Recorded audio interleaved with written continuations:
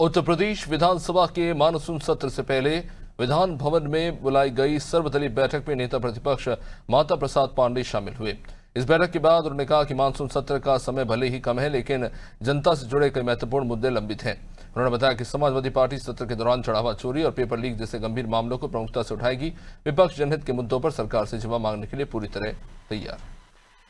तो हमारे साथ नेता प्रतिपक्ष हैं समाजवादी पार्टी के माता प्रसाद पांडे, जिनसे ही बातचीत करूंगी। सर, आज सर्वदलीय बैठक हुई है, उसमें क्या कुछ मुख्यमंत्री भी उसमें मौजूद थे, आप लोगों ने अपना पक्ष क्या कुछ रखा? हम लोगों ने पक्ष रखा कि ये अभी कम समय है और ये लगातार अब इस वर्ष का समझ लीजिए कि विधायक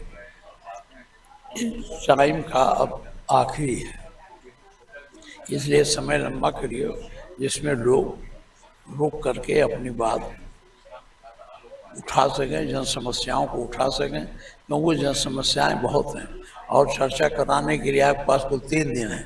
इस पर हम लोगों ने से मांग की आदर खा करके, तो उन्होंने कहा देखा जाएगा। अब चढ़ावा चोरी का बेहद महत्वपूर्ण मुद्दा है, जिसको लेकर समाजवादी पार्टी अपना चढ़ावा चोरी का मामला बहुत महत्वपूर्ण है और ये परसों हम लोग इसको सदन में उठाएंगे।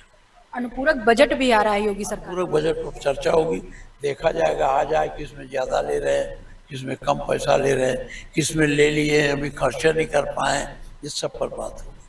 कह रहे हैं लोग विपक्षी हल्ला कर देता है कि चर्चा ही नहीं हो पाती। विपक्षी हल्ला नहीं करता, विपक्ष अपनी बात रखता है। जब सरकार उस पर कटाक्ष करती है और उसको मानने को तैयार नहीं होती है, तब विपक्ष आक्रामक होता है। ये 4 दिन का जो समय है ये ठीक है आप लोग के लिए, क्योंकि आप लोग तो बढ़ाने की मांग कर रहे हैं। बढ़ा देंगे, अब वो बढ़ाएं या न बढ़ाएं, जो समय मिलेगा उसी में हम लोग सब चर्चा कराएंगे।